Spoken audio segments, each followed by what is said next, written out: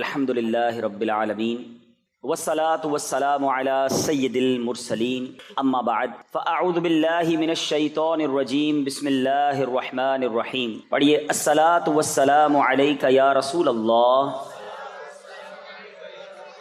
وعلی آلک واصحابک یا حبیب اللہ.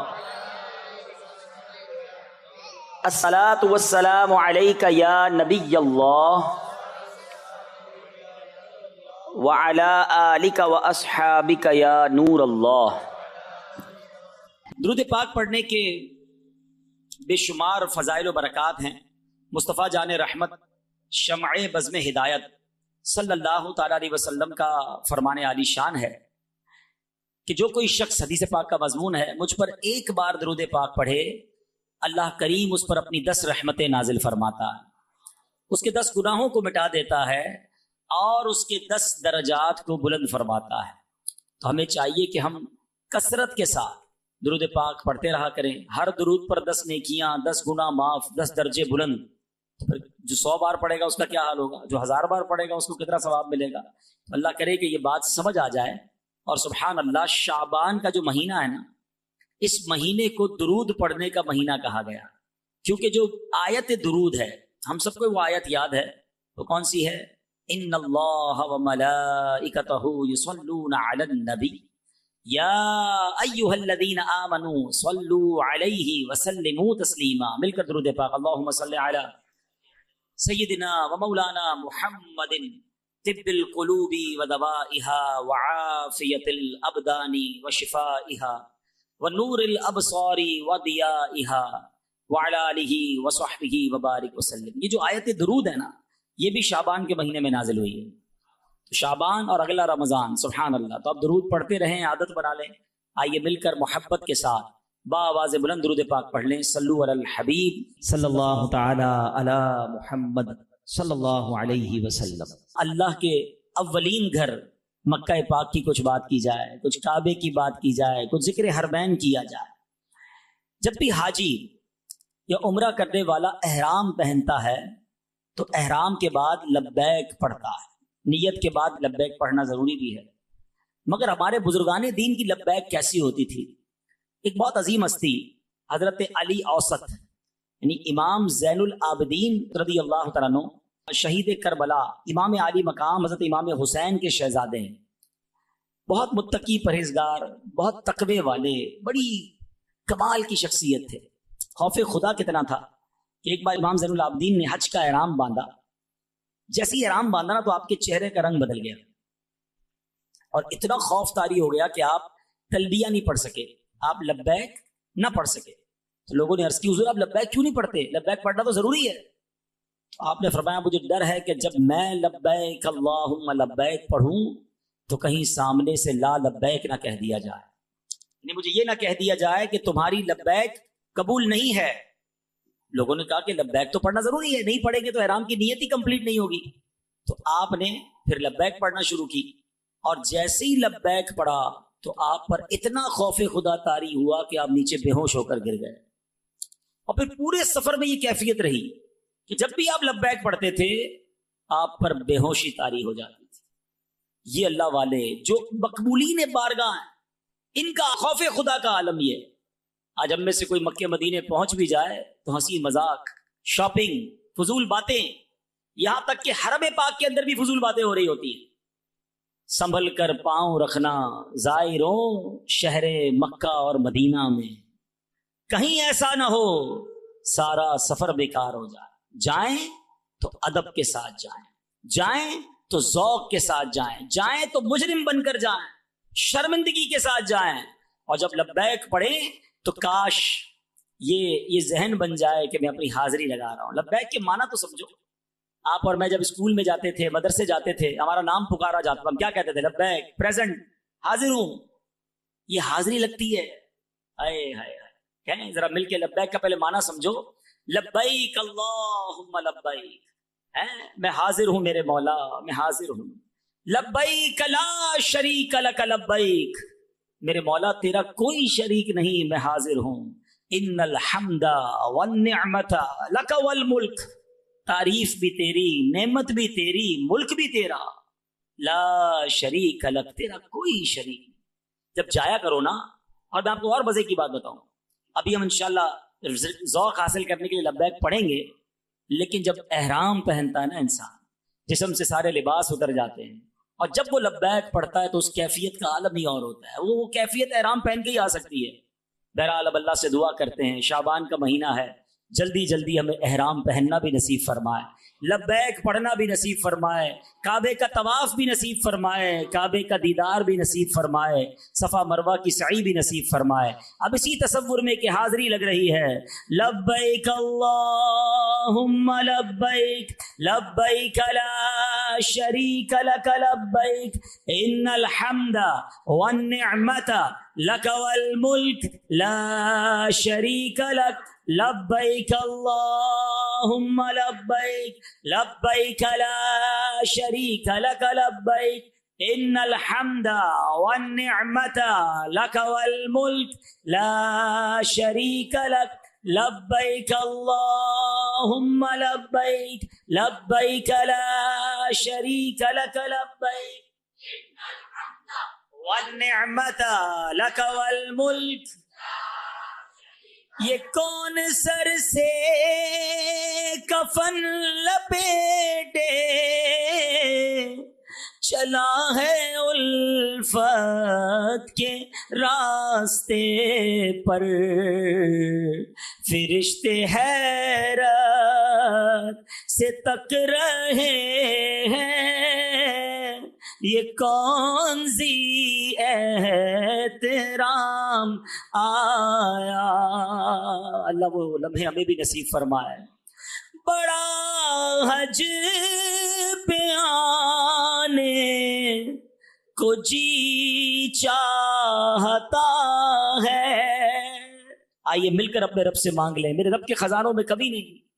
بڑا حج پہ آنے کو جی چاہتا ہے، بلاوا اب آئے گا کب یا الہی، بلاوا اب آئے گا کب یا الہی، میں مکے میں آؤں مدینے میں آؤں، بنا کوئی ایسا سبب یا الہی، بنا کوئی ایسا سبب یا الہی۔ میرے پیارے اسلامی بھائیوں، یقیناً جب بھی لبیک کی بات ہوتی ہے، طواف کی بات ہوتی ہے، حج کی بات ہوتی ہے، ہر عاشق رسول کا دل جھوم جاتا ہے۔ مگر آج میں اس لبیک کا ایک اور پہلو بیان کرنا چاہتا ہوں کہ نبی پاک صلی اللہ تعالی علیہ وسلم کا ایک مبارک انداز یہ تھا کہ رات کے نوافل ادا فرماتے تو نماز شروع کرنے سے پہلے کہتے لبیک اللہم لبیک، حاضر ہوں میرے مولا، میں حاضر ہوں۔ بعض روایت میں یہ بھی ہے کہ ہر فرض نماز سے پہلے نبی پاک علیہ الصلوۃ والسلام پڑھتے تھے لبیک اللہم لبیک، اے میرے مولا میں حاضر ہوں، میں حاضر ہوں۔ بڑے پیارے صحابی ہیں حضرت زید بن ثابت رضی اللہ تعالیٰ عنہ، رسول اکرم نور مجسم صلی اللہ علیہ وسلم نے انہیں ایک مرتبہ ایک دعا سکھائی اور حکم یہ بھی دیا کہ خود بھی اور اپنے اہل خانہ کو بھی پابندی کے ساتھ روزانہ یہ دعا پڑھایا کرو۔ وہ دعا کیا تھی؟ ارشاد فرمایا اے زید صبح کے وقت یہ کہا کرو، وہ دعا کیا ہے؟ لبیک اللہم لبیک وسعدیک والخیر فی یدیک، یعنی میں حاضر ہوں میرے مولا، میں حاضر ہوں، تجھ سے سعادت کا سوال کرتا ہوں، ساری کی ساری بلائیاں تیرے ہی دستے قدرت میں ہیں۔ آقا علیہ الصلوۃ والسلام گویا یہ دعا ارشاد فرماتے، یعنی نبی پاک تو روزانہ ہمیں لبیک اللہم لبیک کی تعلیم دے رہے ہیں۔ معلوم ہوا کہ لبیک صرف احرام کے ساتھ خاص نہیں ہے، بلکہ اللہ کی رحمت سے سرشار ہو کر رب کی بارگاہ میں رجوع لاتے ہوئے اگر کوئی بندہ نماز سے پہلے، دعا سے پہلے، مسجد میں آنے سے پہلے، کوئی بھی فرض ادا کرنے سے پہلے، کوئی اللہ کا حکم بجا لانے سے پہلے بندہ کہے لبیک اللہم لبیک، مالک تیرا حکم میں حاضر ہوں، سبحان اللہ، اب تیرا حکم ہوگا میں ضرور اس کو پورا کروں گا۔ بلکہ علماء نے اور بڑی باریک بات بتائی کہ لبیک اللہم لبیک میں لبیک 2 بار آیا ہے، حاضر ہوں اے اللہ، میں حاضر ہوں۔ اس کا معنی کیا ہوا؟ اس تکرار کا مطلب کیا ہے؟ وہ فرماتے ہیں کہ بندہ جب یہ کہتا ہے نا لبیک اللہم لبیک، اس کا مطلب یہ نہیں کہ مولا میں صرف اس کام کے لیے حاضر ہوں، میں صرف آج کے لیے حاضر ہوں، بلکہ اس کا مطلب یہ کہ مولا جب جب تیرا حکم ہے تب تب میں حاضر ہوں، ہمیشہ حاضر ہوں، کسی وقت بھی پیچھے نہیں ہٹوں گا، اے اللہ جو تیرا حکم ہے میں اس کے لیے حاضر ہوں۔ سبحان اللہ۔ آپ ذرا غور کیجئے اللہ پاک کے احکام کیا ہے۔ ہم لبیک تو کہنا چاہتے ہیں نا، تو پتہ بھی تو ہو کہ کس کام کا لبیک کہنا ہے۔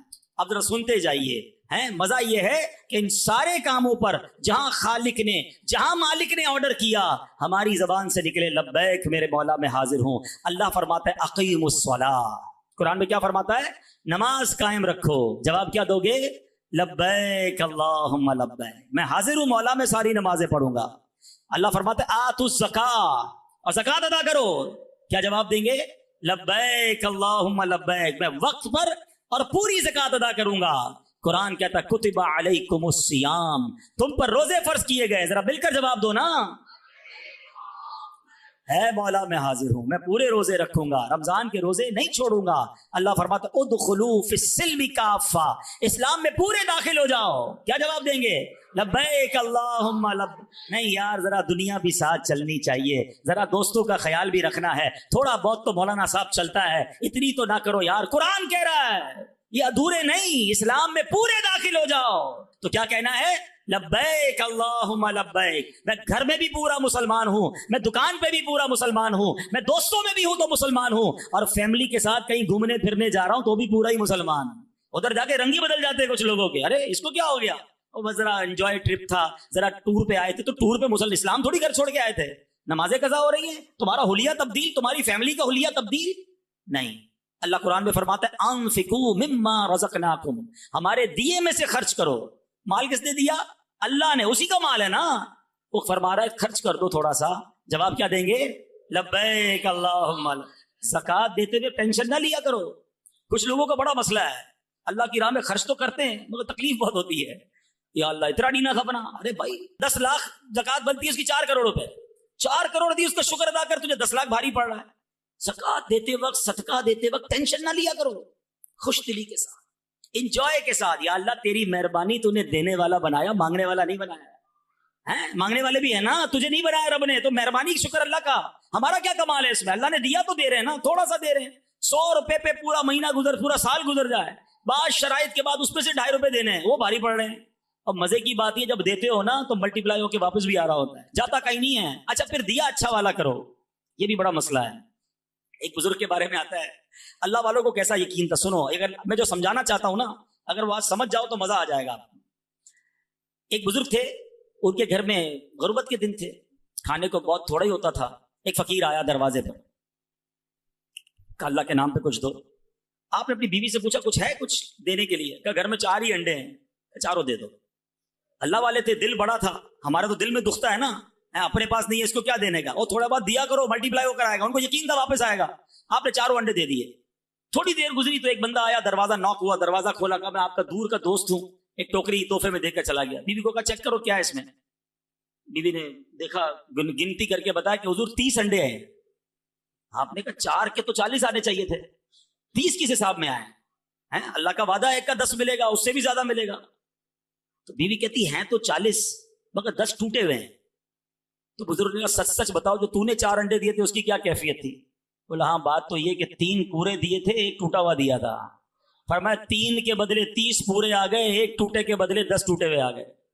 جملہ میرا سن لینا، اگر دل میں اتر جائے نا، پورے دو گے تو پورے ملیں گے، ٹوٹے دو گے تو ٹوٹے ملیں گے۔ اب کیسے دیتے ہو خود سوچ لو۔ یار دل نہیں مان رہا، پھر بھی کیا کریں، فرض ہو گئی ہے، دینی پڑے گی۔ ٹوٹے دل سے دے رہے ہو، مرے دل سے دے رہے ہو؟ نہیں، دو اور اللہ کا شکر بھی ادا کرو۔ اور ہم کیسے ٹوٹے انڈے دیتے ہیں؟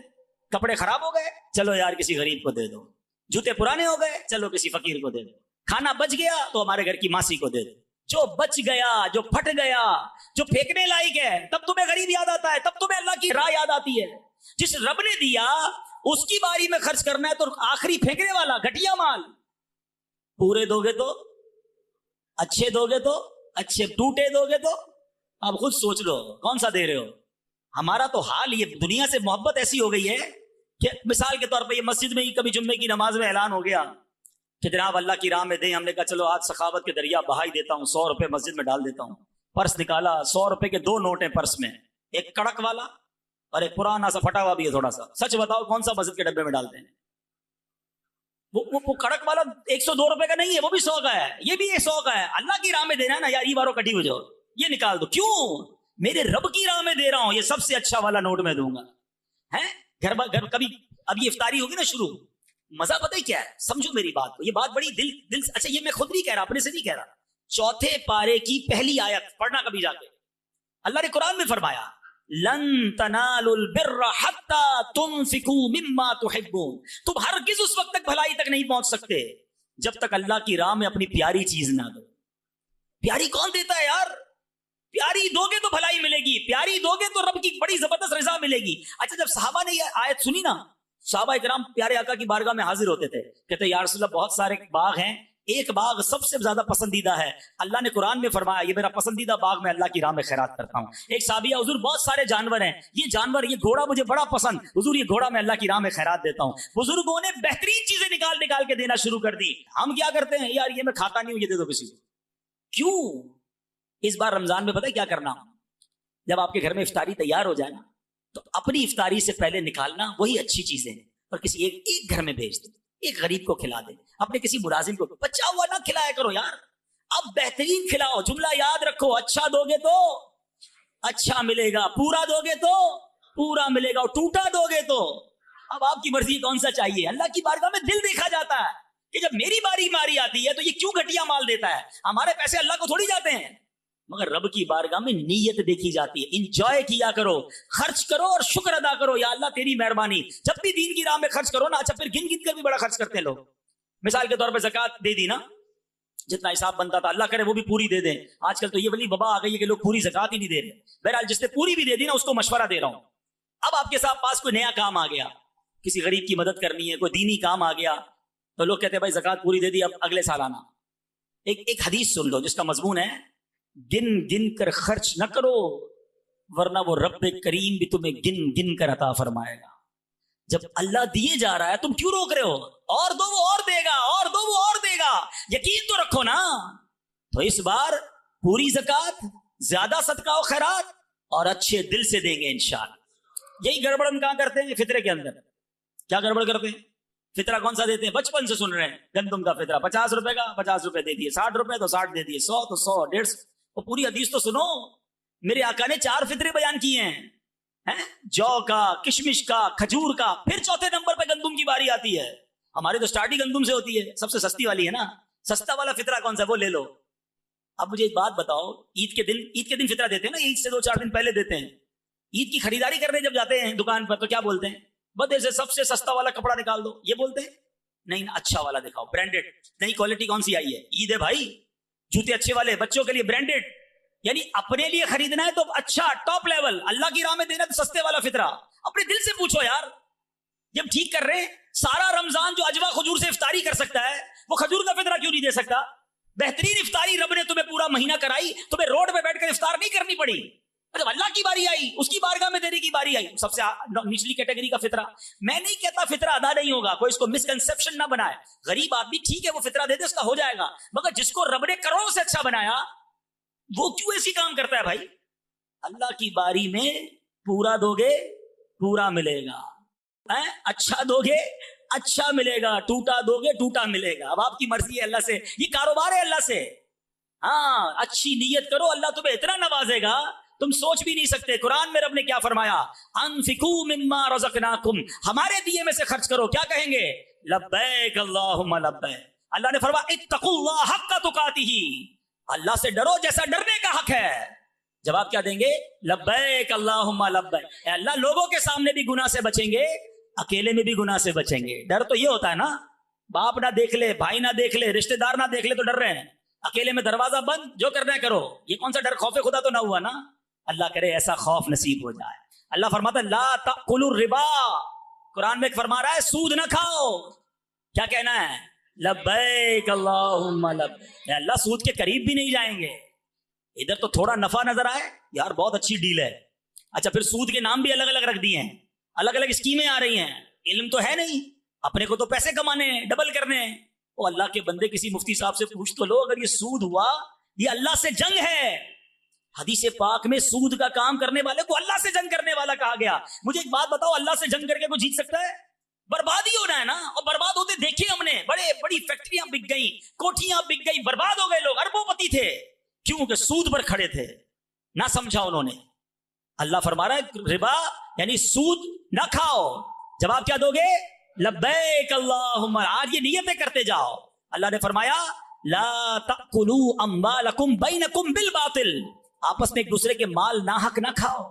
ये जो पैसे कमा लेते हैं, पैसे छुपा लेते हैं, दबा लेते हैं, किसी के पैसे वापस नहीं देते, एक एक रुपया दे दो, कयामत के दिन नहीं लौटा सकोगे, मारे जाओगे। तो अल्लाह के इस हुक्म पर क्या कहेंगे? लब्बैक अल्लाहुम्मा लब्बैक। अल्लाह फरमाता अतीउल्लाह व अतीउर रसूल, हैं? हुक्म मानो अल्लाह का और हुक्म मानो रसूल का। क्या कहेंगे? लब्बैक अल्लाहुम्मा लब्बैक। अल्लाह हम तेरा हुक्म भी मानेंगे, तेरे हबीब का हुक्म भी मानेंगे।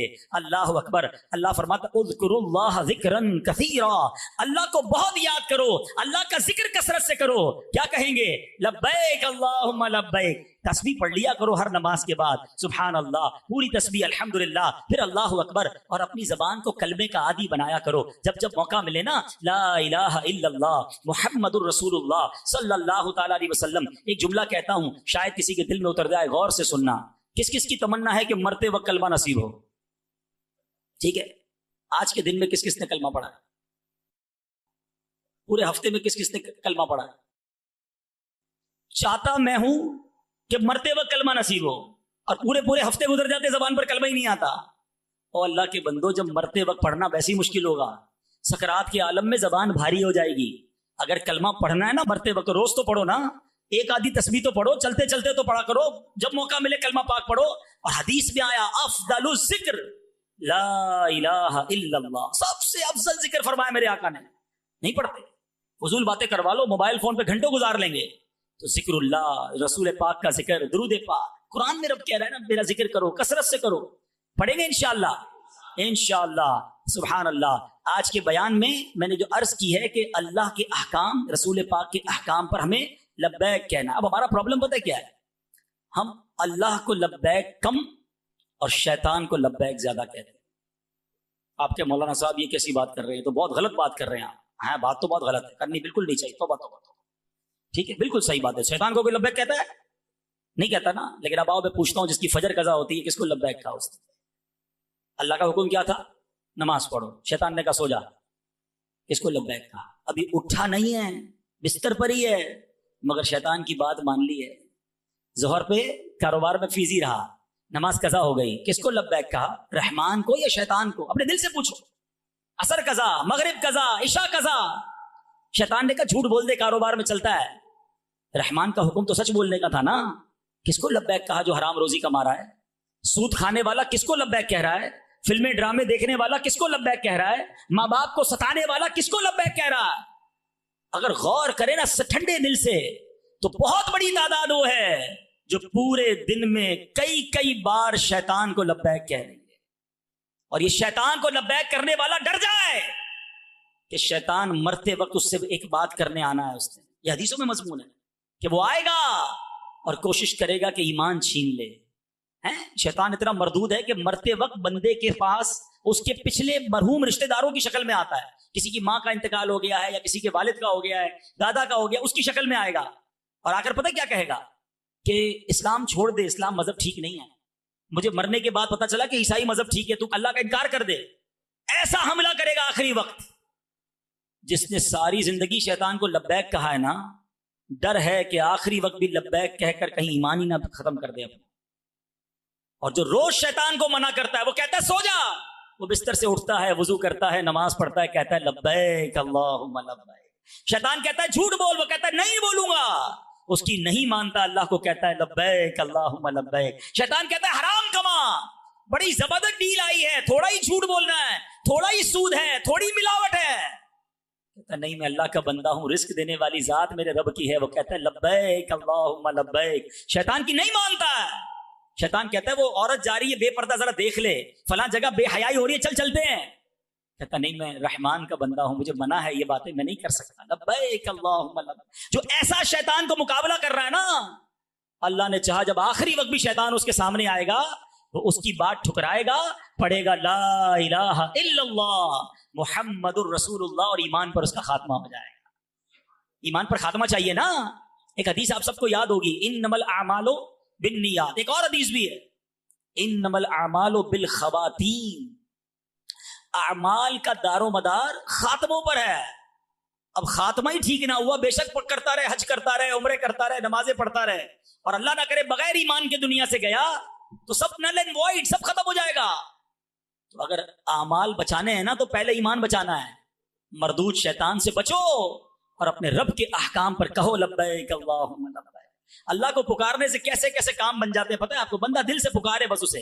ایک واقعہ سنی، حضرت بکر بن عبداللہ فرماتے ہیں کہ پچھلے زمانے میں ایک بادشاہ تھا، غیر مسلم بھی تھا، انتہائی ظالم بھی تھا. اس دور کے جو اہل ایمان تھے بادشاہ کی ان کے ساتھ جنگ ہوئی، بادشاہ کو شکست ہو گئی، مسلمانوں کو فتح مل گئی، لوگوں نے اس کو قید کر لیا. اب اس بادشاہ کے بارے میں مشاورت اس کا کرنا کیا ہے. مشورہ ملا بڑا ظالم ہے، بہت ظلم ڈھائے ہیں، اسلام کے بھی بڑا خلاف ہے. اس کو ایسا کرو کہ اس کو سزا دینی ہے کہ ایک دیگ بڑی سی بنگواتے ہیں، اس میں دیگ میں ڈالتے ہیں اور نیچے آگ لگا دیتے ہیں، یہ جلس جلس کر مر جائے گا. اس نے بڑا تنگ کیا مسلمانوں کو، بڑے قتل و غارت گری کی ہے. آگ جلائی گئی، دیگ اوپر رکھ دی، بادشاہ کو اندر ڈال دیا. اب جیسے جیسے دیگ گرم ہوتی گئی اس کو تکلیف ہوتی گئی. اب اس نے کیا کیا، باری باری اپنے خداؤں کو پکارنا شروع کیا. جن جن بتوں کی وہ پوجا کرتا تھا بلایا بلایا بلایا، کوئی نہیں آیا. آتا کہاں سے، ہوتا تو آتا نا. آگ بڑھتی گئی. اب اس کو خیال آیا کہ میرا تو کوئی خدا ہی میری مدد نہیں کر رہا. اس نے اب اللہ کو پکارنا شروع کیا، اے اللہ معاف کر دے، میں نے ساری زندگی شرک کیا، تیری عبادت نہ کی، میں نے تجھے ناراض کیا، مگر آج سچی توبہ کرتا ہوں. اور دل سے اللہ کو پکارنے لگا، لا الہ الا اللہ لا الہ الا اللہ. یہ پکارتا رہا پکارتا رہا. حضرت بکر بن عبداللہ فرماتے ہیں کہ اچانک بارش شروع ہو گئی. آگ جلی ہوئی تھی، بارش سے ساری آگ بجھ گئی. اب اس کے بعد تیز آندھی آئی، وہ پڑھی جا رہا ہے لا الہ الا اللہ لا الہ الا اللہ. ایسی آندھی آئی کہ دیگ ہی اڑنے لگ گئی. وہ دیگ سمیت اس کو آندھی لے کے کسی اور جگہ چلی گئی. سارے مسلمان دیکھتے رہ گئے، دیگ کدھر گئی. وہ اندر سے آوازیں آ رہی اس بادشاہ کی، لا الہ الا اللہ لا الہ الا اللہ. وہ دیگ اڑتے اڑتے اڑتے ایک گاؤں میں جا کر گری. اچھا وہ گاؤں بھی غیر مسلموں کا. وہ جب دیکھا ایک دیگ آئی ہے اور دیگ میں سے لا الہ الا اللہ کی آواز آ رہی، بولے یہ کون آ گیا ہمارے یہاں، مسلمان، چلو مل کے مارتے ہیں اس کو. سب تیار ہو کے اس کو مارنے گئے. کسی نے کہا یہ تو سوچو دیگ اڑتی ہوئی آئی ہے، یہ بندہ کوئی نارمل نہیں ہے، یہ صحیح بات کر رہا ہے. دیگ سے یہ باہر آیا کہ تم کیسے آئے. اس نے اپنا پورا واقعہ سنایا. کہتا ہے میں بھی ایک بادشاہ تھا، میں اللہ کے بڑے خلاف تھا، مسلمانوں کے خلاف تھا، بڑا مارا میں نے ان کو، مگر آخری وقت میں اس رحمان کو پکارا، اس نے مجھے بچا لیا. اس بادشاہ کا واقعہ سن کر پورے گاؤں والے کلمہ پڑھ کے مسلمان ہو گئے. ہاں تو کریم ہی جو ٹھہرا تو کرم کے کیا ٹھکانے، تو کریم ہی جو ٹھہرا تو کرم کے کیا ٹھکانے، جو نوازنے پہ آئے تو نواز دے زمانے. اللہ بڑا کریم ہے. دل سے پکارو تو صحیح. اب سوچو وہ غیر مسلم تھا، اس نے ساری زندگی کفر میں گزاری، ایک بار رب کو پکارا، اللہ نے اس کے کام بنا دیے. جو مسلمان ہوگا اور روزانہ کہے گا لبیک اللہم لبیک، نماز پڑھے گا، روزے رکھے گا، عبادت کرے گا، حرام چھوڑے گا، ذرا سوچو نا پھر اس کے کام کیسے بن جائیں گے. تو میرے پیارے اسلامی بھائیوں، ویسے بھی اب تو رمضان آنے والا ہے. اللہ نہ کرے اگر کوئی میرا بھائی نمازیں نہیں پڑھ رہا، اب سے شروع کر دے، تلاوت شروع کر دے، درود شروع کر دے، غلط کام چھوڑ دے. رمضان کا تو ویسے بھی استقبال ہونا چاہیے. ہم نے دیکھا کچھ لوگوں کو رمضان میں روزوں میں بڑی تکلیف ہو جاتی ہے کیونکہ وہ سارا سال نفلی روزے نہیں رکھتے. اب موقع اچھا ہے، ابھی سے کچھ روزے رکھنا شروع کر دیں تاکہ رمضان کی پریکٹس ہو جائے. اپنے آپ کو ابھی سے گناہوں سے پاک کرنا شروع کریں تاکہ کہیں رمضان میں بری عادتیں نہ ہوں. شیطان تو بند ہوتا ہے مگر اس میں بھی لوگ غلط کام کر رہے ہوتے ہیں. کیوں؟ عادت پہلے سے پڑی ہوئی ہے نا، شیطان کو ضرورت ہی نہیں ہے، اپنی عادتیں پہلے ایسی بنائی ہوئی ہیں. تو اپنی عادتیں چینج کریں، اپنے آپ کو پیور کرنے کی کوشش کریں. اور دیکھو میرے رب کی رحمت کتنی بڑی ہے کہ بخاری شریف کی حدیث ہے اور حدیث قدسی ہے. اللہ فرماتا ہے اگر بندہ میری طرف ایک بالشت بڑھتا ہے تو میں اس کی طرف ایک گز بڑھتا ہوں. اگر بندہ میری طرف 1 گز بڑھے میں اس کی طرف 1 میل بڑھتا ہوں، اور اگر میرا بندہ چل کر آئے تو میری رحمت اس کی طرف دوڑ کر آتی ہے۔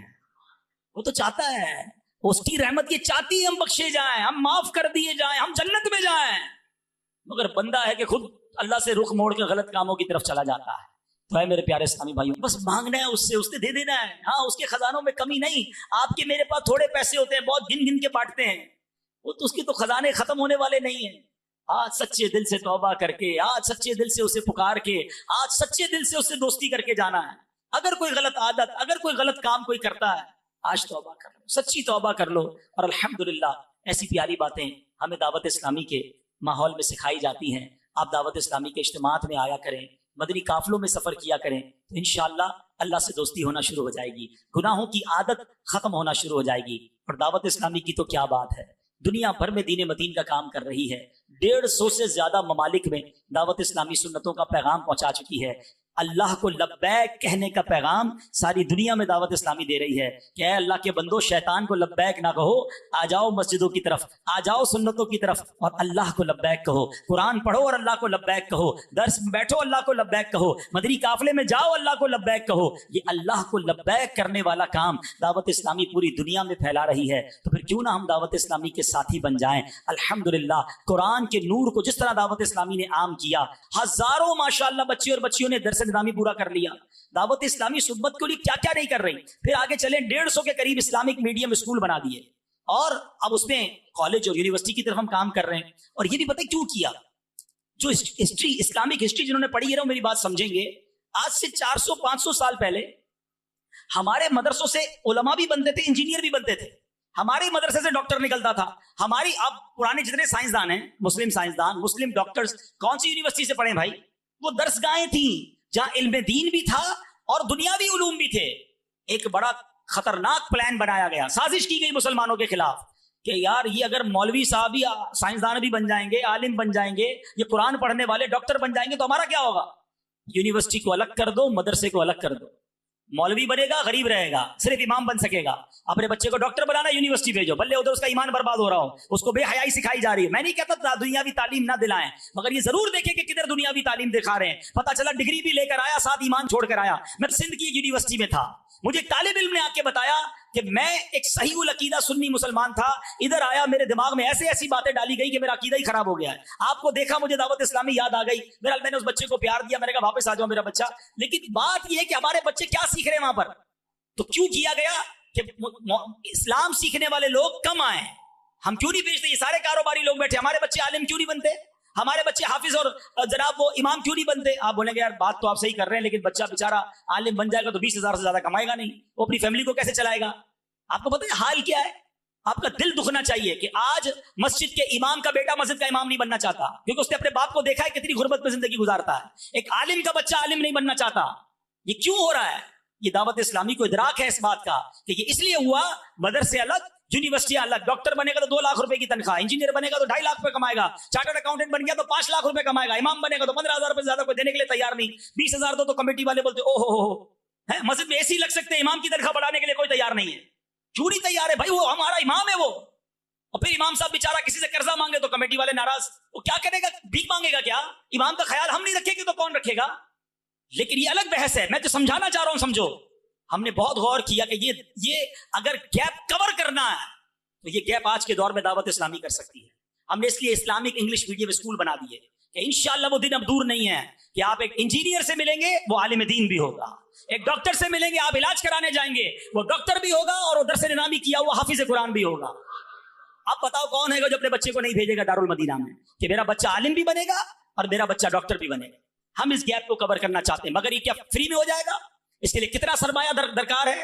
ہم کیوں کہتے ہیں دعوت اسلامی کا ساتھ دو؟ اگر آپ نے اس امت کی تقدیر کو بدلنا ہے تو جو پلانز ہیں دعوت اسلامی کے پاس، جو فالوئنگ ہے دعوت اسلامی کے پاس، جو ارادے ہیں الحمدللہ، ہم سب کو اپنی دعوت اسلامی کا ساتھ دینا چاہیے. پھر آگے چلے میڈیا دیکھیں, میڈیا کے ذریعے کیا نہیں بے حیائی سکھائی جا رہی, ہمارے بچوں کے ذہن خراب کیے جا رہے فلموں ڈراموں کے اندر. اس کا اگر مقابلہ کرنا ہے آپ کو چینل لانا تھا, ہم اردو چینل لائے, انگلش چینل لائے, بنگلہ چینل لائے, عربی یوٹیوب چینل لائے. ہم ایسے کارٹون لے کر آئے کہ آج 40-50 ملین ویورز الحمدللہ غلام رسول کے کارٹونز میں مل رہے ہیں. کیوں مل رہے ہیں؟ بچے دیکھ رہے ہیں, بچے دیکھ کر سنتیں سیکھ رہے ہیں, اپنے ماں باپ کا ادب کر رہے ہیں.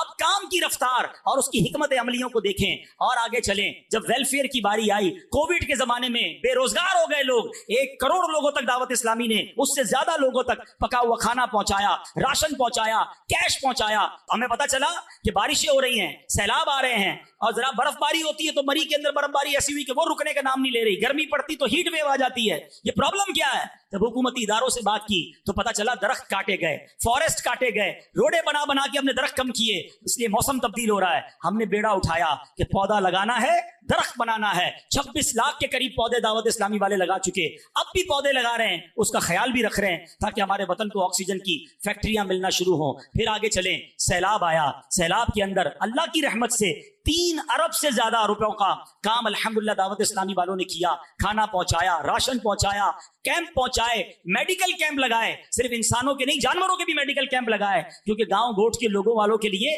جانور بچے کی طرح ہوتے ہیں. تو یہ ہے دعوت اسلامی. ترکیہ اور شام کا معاملہ ہوا, الحمدللہ آپ کو کوئی پاکستانی NGO گراؤنڈ پہ نظر نہیں آئے گی. سامان کچھ لوگوں نے بھجوایا ہوگا, ہم وہاں موجود ہیں کیونکہ ہمارے 5 فیضان مدینہ ترکیہ میں ہیں.